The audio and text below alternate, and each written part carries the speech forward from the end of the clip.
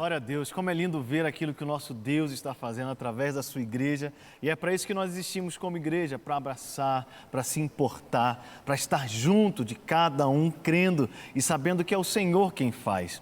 A palavra de Deus, ela nos traz um ensinamento tão maravilhoso, quando podemos, nesse momento, adorar ao Senhor através dos nossos dízimos, através das nossas ofertas. Malaquias capítulo 3, a partir do versículo 10, a palavra de Deus diz assim: tragam o dízimo todo ao depósito do templo, para que haja alimento em minha casa. Ponham-me à prova, diz o Senhor dos Exércitos, e vejam se não vou abrir as comportas dos céus e derramar sobre vocês tantas bênçãos que nem terão onde guardá-las.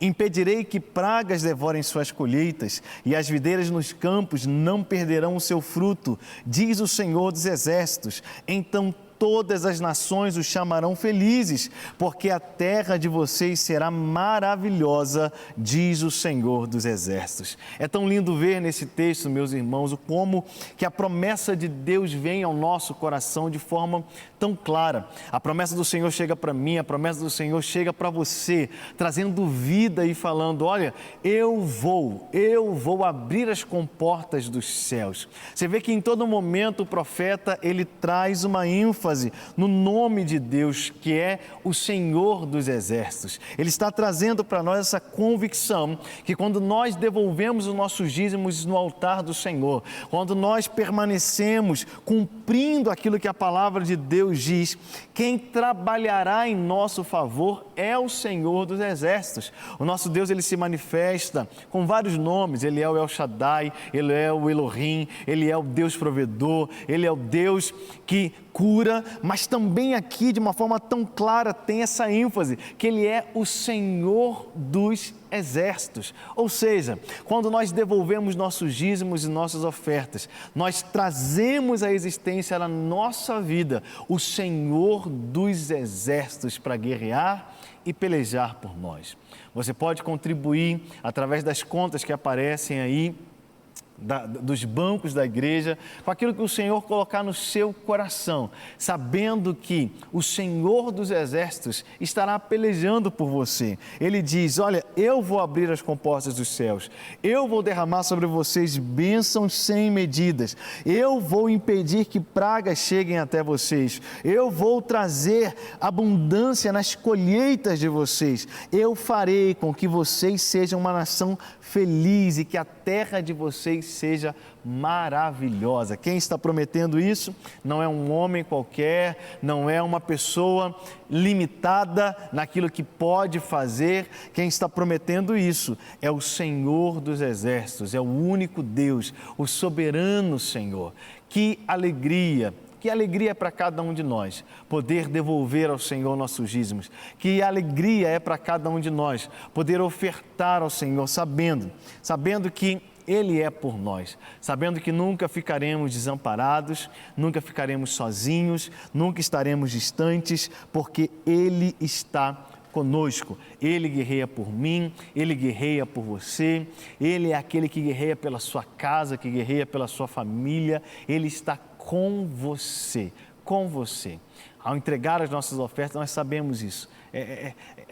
É um reconhecimento de quem Deus é um reconhecimento de quem Ele é para nós, de quem Ele é na nossa vida. Nós estamos reconhecendo que Ele é Deus e que nós somos dEle, que nós pertencemos a Ele. E se nós pertencemos a Ele, Ele pode e vai guerrear por todos nós. Eu quero orar por você, eu quero abençoar a sua vida nesse momento, enquanto você está entregando o seu dízimo e a sua oferta. Pai, obrigado, Senhor, obrigado pela vida de cada um dos meus irmãos, que neste momento devolvem ao Senhor o seu dízimo e suas ofertas. Que o Senhor traga multiplicação, que o Senhor se levante como o Senhor dos Exércitos, guerreando as guerras dos meus irmãos e trazendo sobre eles a Tua paz, trazendo sobre eles o cumprimento da Tua palavra. Eu os abençoo no dia de hoje, em nome de Jesus. Amém e amém. Glória a Deus. Graças a Deus. Queridos, no dia de hoje eu tenho uma palavra de Deus ao seu coração. Eu quero ministrar a você algo que Deus tem colocado muito forte no meu coração nesses dias. Deus tem ministrado muito ao meu coração sobre sermos verdadeiramente discípulos de Jesus. E existem algumas características que o discípulo de Jesus, ele vai e precisa carregar, permanecendo, por exemplo, na palavra de Jesus. Ser discípulo de Jesus, queridos, não é apenas para aqueles que foram escolhidos por Ele para serem seus discípulos enquanto Ele caminhava aqui nessa terra. Sabemos que quando Ele encarnou, quando Ele se fez carne, Ele escolheu 12 para estarem ali bem perto dEle, bem ao lado dEle. Ele escolheu aqueles 12 para serem seus discípulos, que se tornariam apóstolos. Então, ser discípulo de Jesus não é algo exclusivo para aquele grupo que ficou ali, não. Todo ser humano, ou qualquer um, pode se tornar um discípulo de Jesus. É um convite que ele faz a todos os homens. Qualquer um pode se tornar. Tudo começa com uma atitude. Que atitude é essa? A atitude de seguir a Jesus. A atitude de caminhar com Ele, de saber quem Ele é e caminhar com Ele. Agora, é claro que nessa caminhada, nem todos se consolidaram como os discípulos. O que a gente percebe e que fica tão claro, principalmente na época em que nós estamos vivendo, é que muitas pessoas têm seguido a Jesus, mas nem todos podem afirmar que são discípulos de Jesus. Existem muitos seguidores, muitas pessoas que acompanham, muitas pessoas que veem o que Jesus está fazendo, mas não se tornaram verdadeiramente seus discípulos. E como que a gente percebe isso? Nós vamos perceber pelo filtro da palavra. A própria palavra de Deus traz para a gente esse filtro de quem pode realmente se chamar ou se considerar um discípulo de Jesus.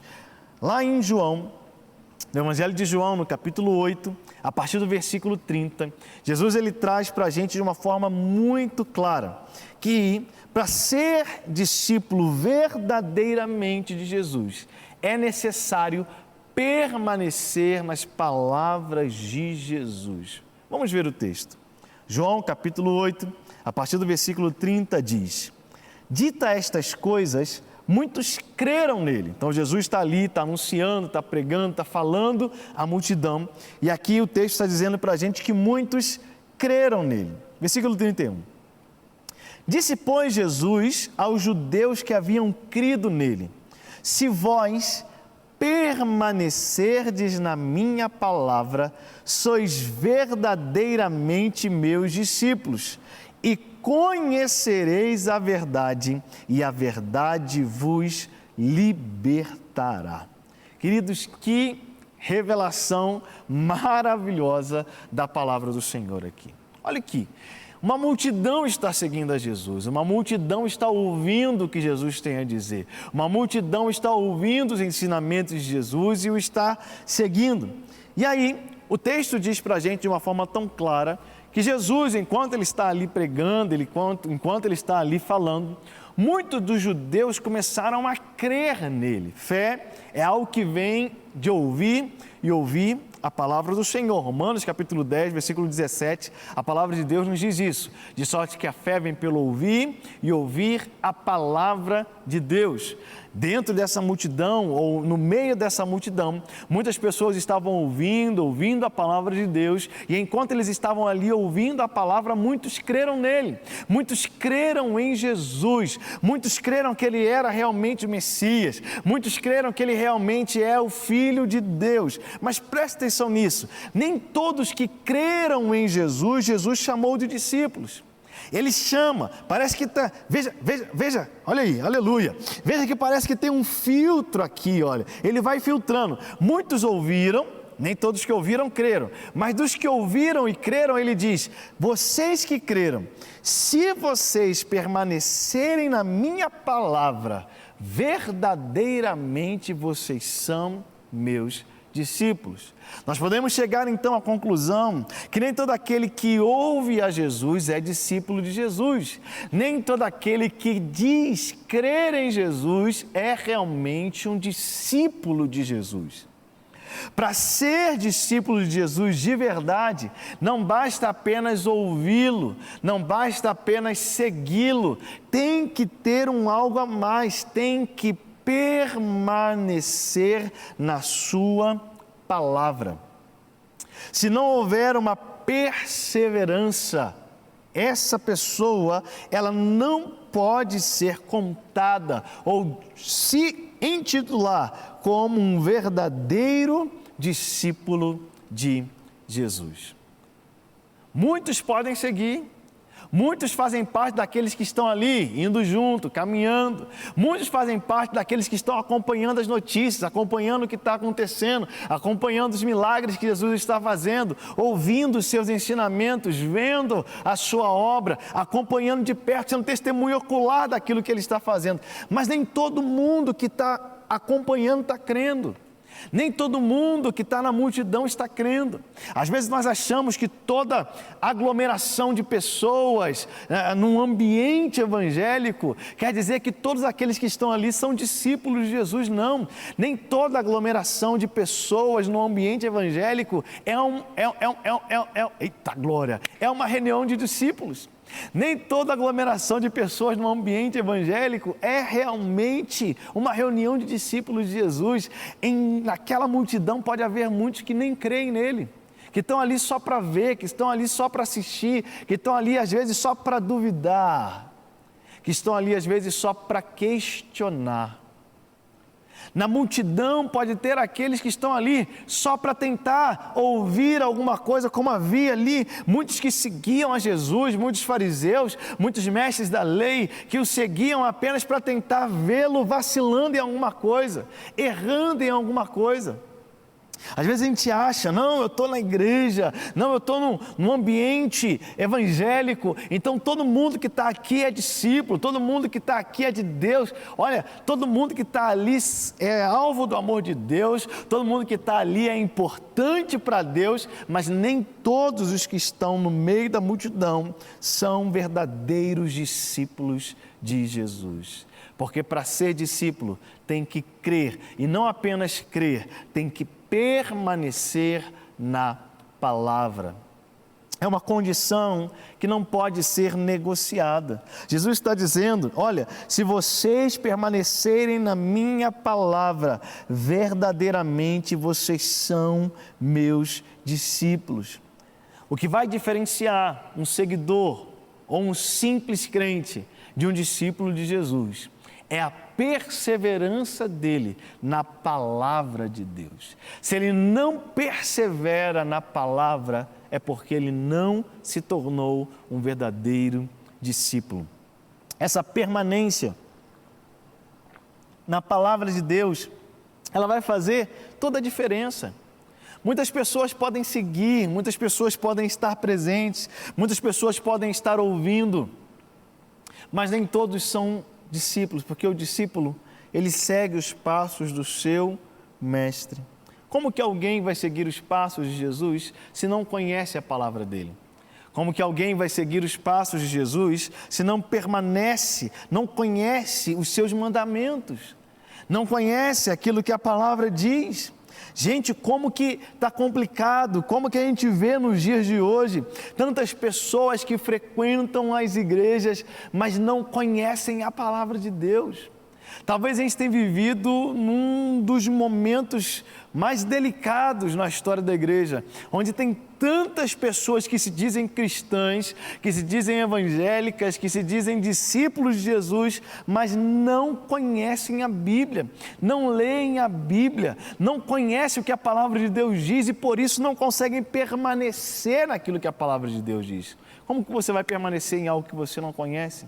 Como que você vai seguir alguém que você não conhece? Não tem outra forma de conhecer a Jesus a não ser através da sua palavra. Ele se revela a nós através da palavra dele. Ele revela a vontade dele através da sua palavra. Ele revela as suas promessas, os seus desígnios através da sua palavra. Logo, se alguém não conhece a palavra e não permanece na palavra, como que vai seguir a Jesus? Pode estar seguindo uma religião, pode estar seguindo um conjunto de regras, mas não está seguindo verdadeiramente não está se tornando verdadeiramente um discípulo de Cristo. É por isso que, olha só, vamos prestar atenção na Bíblia. A gente não pode ler a Bíblia muito rápido. É muito bom a gente ler a Bíblia com calma, porque quando a gente lê devagar, a gente vai pegando aqui os detalhes daquilo que Jesus está ensinando, os detalhes daquilo que Jesus está falando. E Ele está dizendo aqui, olha, se vocês permanecerem na minha palavra, vocês são verdadeiramente meus discípulos. Ele diz, olha só, e conhecereis a verdade, e a verdade vos libertará. Olha só. Não parece que esse versículo 32 não deveria vir antes? Afinal de contas, ele está falando de um conhecimento da verdade. Gente, essa multidão que seguia Jesus não estava conhecendo a verdade, não estava ouvindo a verdade da boca de Jesus. Essa multidão de pessoas que estavam ali acompanhando a Jesus, eles não estavam ouvindo a verdade diariamente. Esses que creram, eles não tinham ouvido a verdade.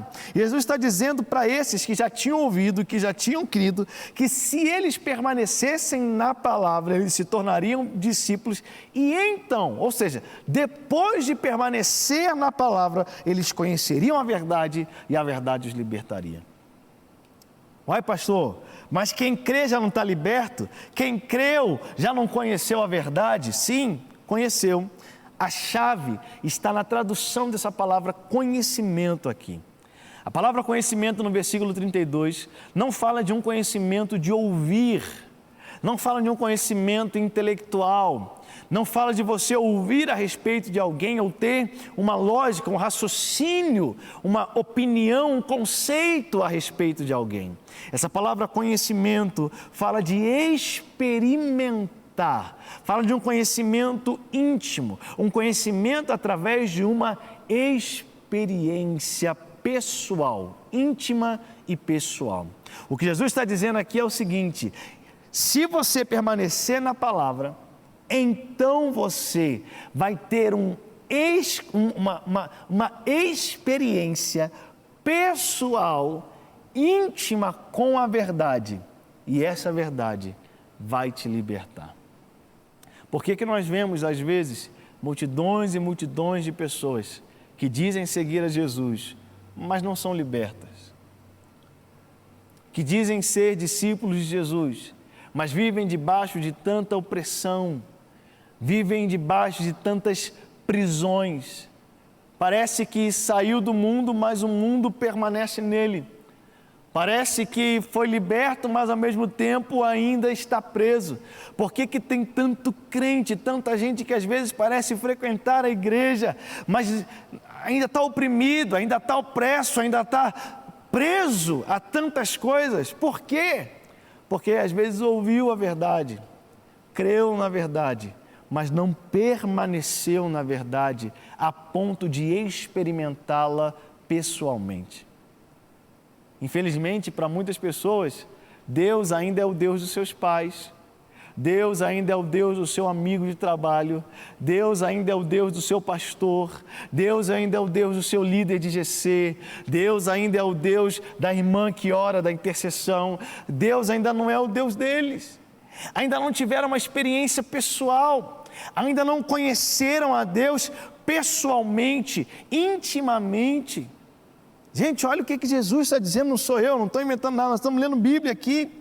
Ele está dizendo que se você e eu, se nós permanecermos na palavra, nos tornando verdadeiramente discípulos, então nós conheceremos, só então nós experimentaremos. Não tem como ter uma experiência real com Cristo sem permanecer na palavra dele. Não se conhece a Cristo de verdade na superficialidade.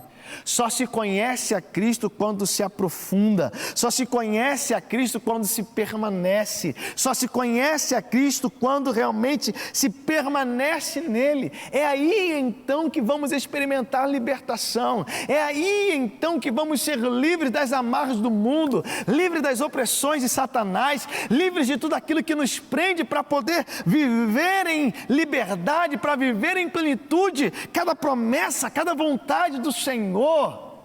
Ah, meus irmãos, Quem dera se todos nós pudéssemos compreender essa verdade e mergulhar nessa verdade.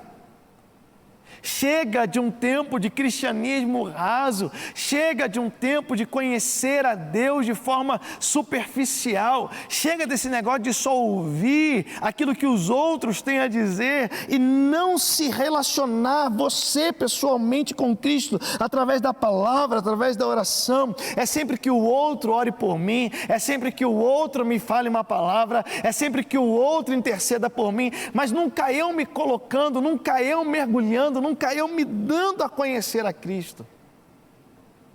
Sabe, queridos, precisamos conhecer a Jesus, permanecer na sua palavra. Só dessa forma verdadeiramente seremos seus discípulos. Certo momento, Jesus disse a uma multidão que o seguia, que muitos o chamavam de Senhor, Senhor, Senhor, mas nem todos o obedeciam. Ele disse: olha, vocês estão me chamando de Senhor, mas vocês não obedecem àquilo que eu estou falando para vocês. Então ele conta uma história, ele conta uma parábola.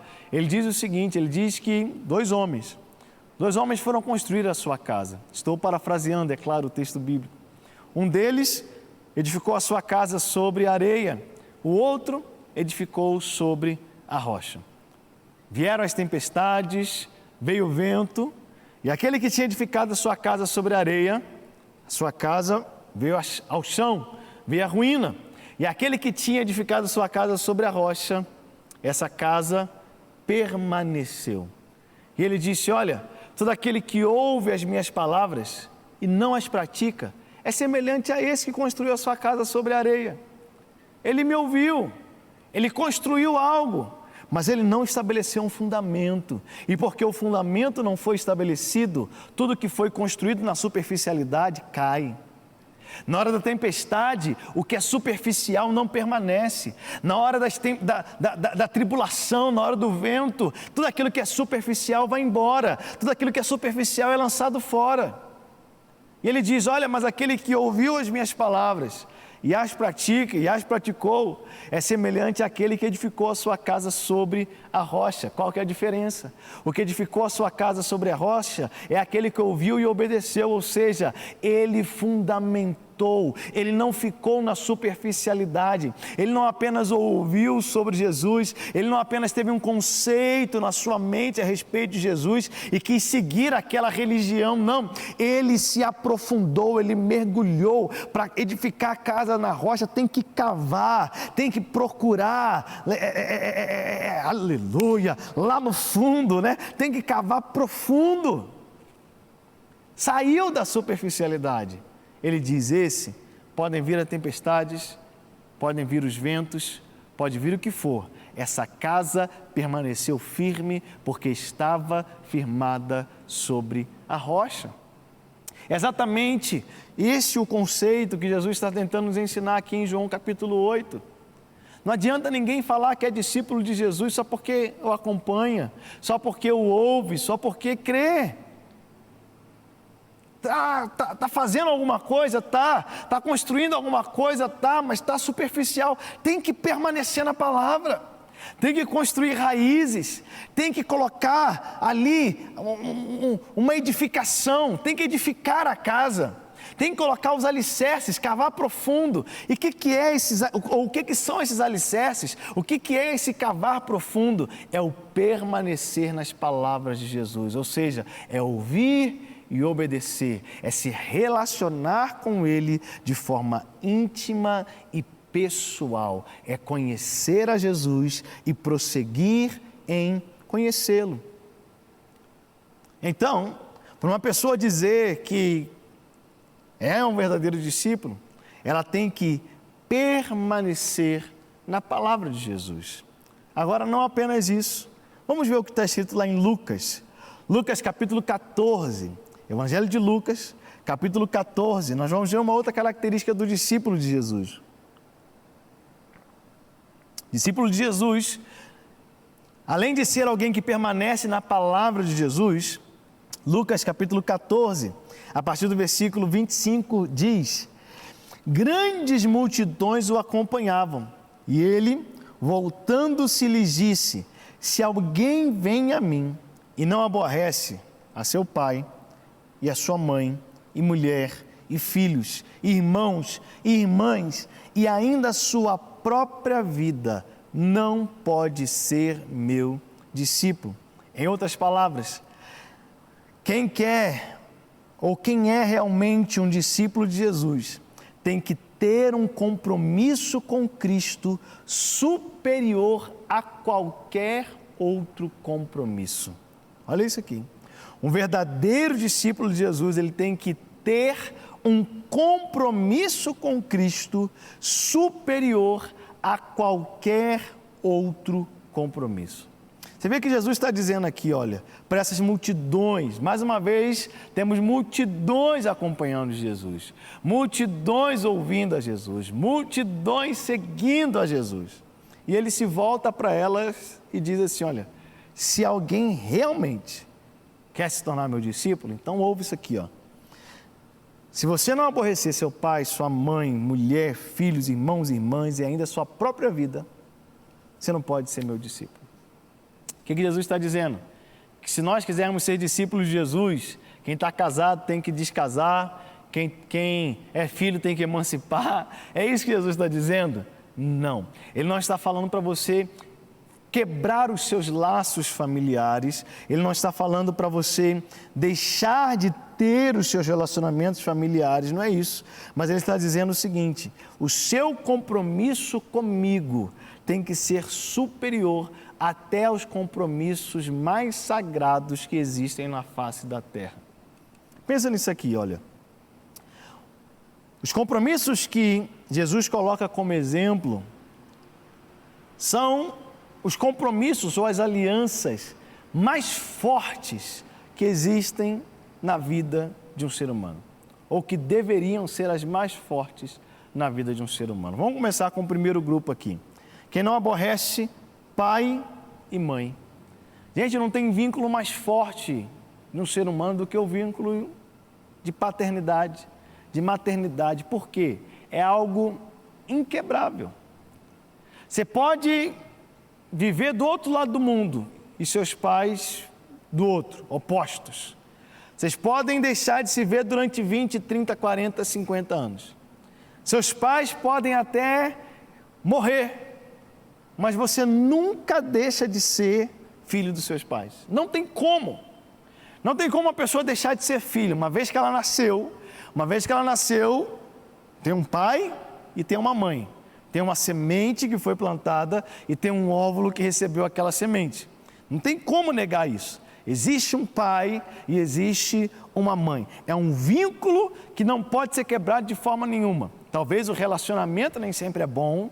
Talvez tem pessoas que nunca vão conhecer os seus pais por N situações que acontecem na vida, mas o vínculo existe, porque faz parte do DNA, faz parte daquilo que está ali, ó, no corpo, está escrito em você, está escrito na sua genética, que você tem um pai e que você tem uma mãe. Mas Jesus diz, se você quer ser meu discípulo, o seu vínculo comigo tem que ser superior ao seu vínculo com seus pais. Olha aqui o segundo grupo, ele diz que não aborrecer mulher e filhos. Gente, o matrimônio, o casamento é algo sagrado, o casamento é algo que vem de Deus, o próprio Deus ama o casamento, o próprio Deus foi quem instituiu o casamento, gente, e Ele zela, Deus ama o casamento, Ele ama tanto o casamento, que existe um texto na Bíblia que diz que Deus aborrece o divórcio. Ele ama o divorciado, mas Ele aborrece o divórcio. Porque casamento é uma instituição divina. Mas Ele diz que não aborrecer a sua mulher e seus filhos. Olha isso. Família é uma instituição divina. É Deus quem dá ao homem. Uma das maiores graças, uma das maiores bênçãos que o ser humano pode ter é uma família, sua esposa, seus filhos, seu cônjuge, seus filhos. É a melhor bênção que uma pessoa pode ter. É uma aliança, um compromisso de vida. Casamento é algo tão sagrado que quando Cristo, a Bíblia vai comparar o relacionamento de Cristo com a igreja, com a gente, Ele compara ao relacionamento de um marido com a sua mulher, de um noivo com a sua noiva. de tão sagrado. Quando ele vai falar do tipo de aliança, de compromisso que ele tem conosco, ele faz alusão, ele faz o paralelo com o casamento, de tão sagrado que o casamento é. Mas ele diz, olha, se você quer ser verdadeiramente meu discípulo, o seu compromisso comigo tem que ser superior a um compromisso tão sagrado como o compromisso do casamento, como o compromisso da família, dos filhos. Terceiro grupo, ele fala de irmãos e irmãs. É outro vínculo que não tem como quebrar. Às vezes os relacionamentos não são tão bons, irmãos e irmãs podem brigar às vezes, podem ficar sem se falar às vezes, é ou não é? Mas não tem como mudar. Você é irmão do seu irmão, não tem como tirar, está aqui, está no sangue, está no DNA. Não tem como deixar de ser irmão, você não escolhe seu irmão. E não tem como se separar dele nesse sentido. Mas ele diz, olha, o seu compromisso comigo tem que ser superior. E aí ele vai para o último grupo, que é o mais forte. Ele diz, e ainda a sua própria vida. Se alguém vem a mim e não aborrece a sua própria vida, ou seja, você tem que amar a Cristo mais do que você ama a você mesmo. E olhe que amar a você mesmo faz parte de um mandamento. Ele diz para nós amarmos a Deus acima de todas as coisas, primeiro mandamento, e o segundo diz para você amar o seu próximo como você ama a você mesmo. Então você tem que se amar para poder cumprir esse mandamento direito. Mas ele diz, se você não me ama, se eu e você não amarmos a Cristo mais do que amamos a nós mesmos, não tem como sermos verdadeiramente os seus discípulos. Gente, entenda bem isso daqui, Jesus não está mandando você se odiar, Jesus não está mandando você odiar seus parentes, não está mandando você odiar seu pai, sua mãe, sua mulher, seus filhos, não é isso. Mas Ele está dizendo que você tem que amá-lo mais, você tem que ter um compromisso com Ele superior a tudo isso, gente. Agora vamos pensar direitinho aqui. Será que o que temos visto no dia de hoje são verdadeiramente discípulos de Jesus? Será que nós podemos nos dizer, ou nos dizer foi forte, né? Podemos nos intitular verdadeiramente discípulos de Jesus? Será que temos amado a Jesus? Será que temos um compromisso com Cristo superior a esses compromissos?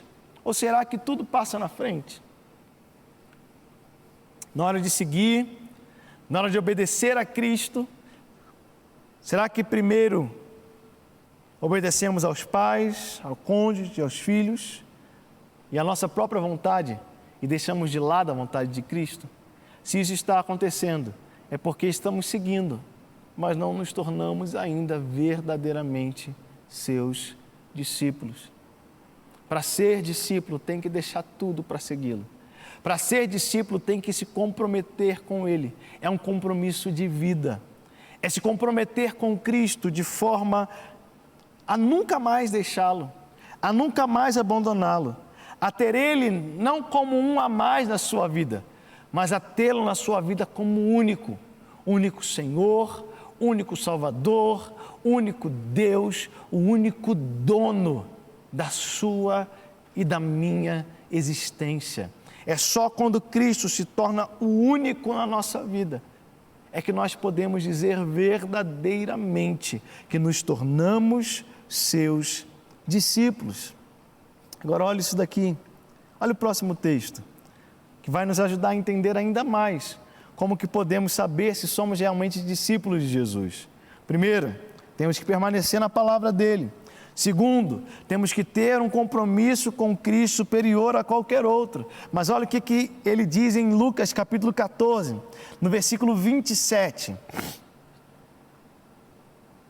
Lucas 14, 27, ele continua e ele diz assim: e qualquer que não tomar a sua cruz e vier após mim, não pode ser meu discípulo. Mateus 10, olha o outro texto aqui, olha. Mateus 10, versículos 38 e 39. Mateus capítulo 10, versículos 38 e 39. Quem não toma a sua cruz e vem após mim, não é digno de mim. Quem acha a sua vida, perdê-la-á. Quem todavia perde a vida por minha causa, achá-la. Glória a Deus. Para sermos realmente discípulos de Jesus, temos que tomar a nossa cruz. Só um verdadeiro discípulo toma a cruz e segue a Jesus. Quem ainda não tomou a cruz, ainda não é seu discípulo. Olha isso. Qualquer que não tomar a sua cruz e vier após mim, não pode ser meu discípulo. Mas o que é a cruz? Nós temos aprendido, nosso pastor Márcio Valadão, ele sempre nos ensina o que é a cruz. A cruz, ela não é a doença, a cruz não é a tribulação, a cruz não é nada disso. A cruz é algo muito simples. A cruz é quando a minha vontade se cruza com a vontade de Deus e eu opto pela vontade de Deus ao invés da minha vontade. Olha isso. Ele diz: quem quiser achar a sua vida vai perdê-la, mas quem perder a sua vida por minha causa vai achá-la. Tomar a cruz, meus irmãos, é nós decidirmos viver não mais os nossos sonhos, não mais os nossos propósitos, não mais a nossa própria vontade, mas é dia após dia decidir cumprir a vontade de Deus. Não querer viver mais a nossa vida, mas querer viver a vida de Cristo, querer cumprir aquilo que Cristo quer que cumpramos. O apóstolo Paulo ele entendeu isso, por isso ele pode declarar lá em Gálatas capítulo 2, versículo 20. Gálatas 2:20, Paulo diz: eu fui crucificado com Cristo e agora vivo não mais eu, mas Cristo vive em mim, e a vida que agora eu vivo na carne, eu vivo pela fé do Filho de Deus, o qual me amou e se entregou a si mesmo por mim. Paulo ele declara muito claramente, ele diz: olha, eu não vivo mais, é Cristo quem vive em mim. Eu estou crucificado com Cristo, eu estou morto com Cristo, eu não tenho mais a minha vida para viver, eu não tenho mais as minhas escolhas, os meus desejos, a minha vontade, não. Agora a vida que eu vivo na carne é a vida de Cristo, a vida que eu quero viver é a vontade de Cristo. Gente, discípulo de Jesus é aquele que nega a si mesmo. É aquele que fica crucificado assim como Paulo ficou e pode declarar que estava crucificado com Cristo ali na cruz do Calvário. Assim o discípulo de Jesus também faz. Ele fica lá crucificado com Cristo na cruz. Ele sabe que ele está morto e morto ele não tem mais vontade própria. Morto, ele não vive mais. Ele está morto. Olha que revelação revelada, né? Se existe uma nova vida dentro dele, essa vida é a vida de Cristo, para que ele vai tentar viver a sua própria vida? Ele está morto. Ele vai viver é a vida de Cristo, ele vai viver é a vida de Deus. O discípulo de Jesus é aquele que, quando a vontade de Deus está clara, quando ele conhece a vontade do Senhor, mesmo que a sua própria vontade diga algo completamente diferente, ele sempre está disposto a abrir mão da sua própria vontade para viver a vontade de Deus. Agora, gente, às vezes a gente fala isso e tem gente que não entende, que acha que trocar a nossa vontade pela vontade de Deus, trocar a minha vontade pela vontade de Deus, é como se estivesse abrindo mão de algo assim muito maravilhoso para viver algo mais ou menos. Gente, abrir mão da nossa vontade para viver a vontade de Deus, de verdade mesmo, é você abrir mão de algo mais ou menos, você nem sabe que ia dar certo, para viver algo que é agradável, que é perfeito e que é bom, porque essa é a vontade de Deus. A vontade de Deus, ela é boa, ela é agradável e ela é perfeita. A minha vontade não é, a sua vontade não é, mas a de Deus é boa, é agradável e é perfeita. Então, quando eu e você abrimos mão da nossa vontade, a gente não está abrindo mão de algo que é bom, agradável e perfeito. A gente está abrindo mão de algo que a gente achou que seria bom, agradável e perfeito, mas que na verdade é muito mais ou menos e provavelmente não ia dar em lugar nenhum, não ia dar em nada, coisa ruim. Para agarrar e viver algo que é perfeito e maravilhoso para a nossa vida. O problema, meus irmãos, é que às vezes a gente tem tanta vontade de abrir mão da nossa vontade, sabe por quê? Porque a nossa mente ainda é muito cativa, prisioneira dos nossos próprios desejos. E quando a nossa mente ainda é cativa dos nossos próprios desejos, a gente acha que aquilo que a gente quer, aquilo que a gente deseja é maravilhoso demais. Mas quando a gente lê a palavra do Senhor, quando a gente se volta para a palavra de Deus, a gente vê que a vontade do Senhor é infinitamente superior à nossa, é infinitamente melhor que a nossa. Viver aquilo que Deus tem para a nossa vida é infinitamente melhor do que viver qualquer coisa que a gente tenha sonhado ou planejado na nossa própria existência. Um verdadeiro discípulo de Jesus, ele entende que a sua própria vontade, ela é apenas uma interrogação, mas que a vontade do Senhor é um decreto determinado, eterno, poderoso, perfeito e que cooperará para o seu bem. Por isso ele abre mão das suas incertezas para viver a certeza de Deus. Ele abre mão dos seus sonhos para viver aquilo que Deus já sabe que vai dar certo. Isso é ser um verdadeiro discípulo de Jesus.